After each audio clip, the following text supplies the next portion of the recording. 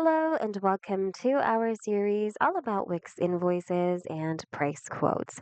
Today we are going to learn how to create a price quote on the Wix mobile app. Here's how you can do it. On the Wix mobile app, go to Manage below. Go to Getting Paid and then select Price Quotes. Tap on Create Price Quote below. First, select a customer you're creating this price quote for by tapping on Choose a Contact. If it's a new customer, just click on Add New Contact below and then input that customer's details. However, if your customer can already be found here, just tap on that specific customer. Now input your quote title. Set an expiration date and then select your default payment terms.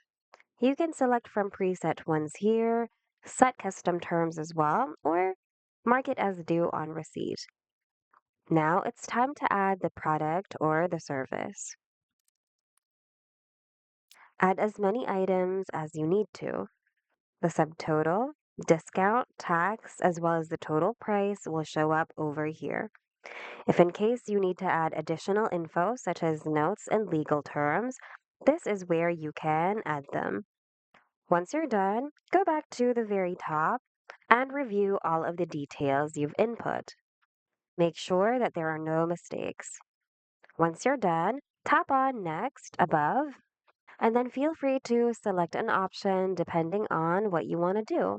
You can send it via email, share it, download it as PDF, preview it, or save and close it.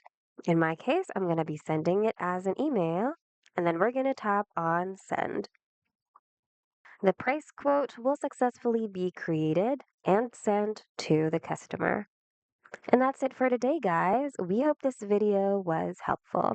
If it was, hit the like button and consider subscribing for more Wix tutorials. Thanks for watching, and see you guys in the next video.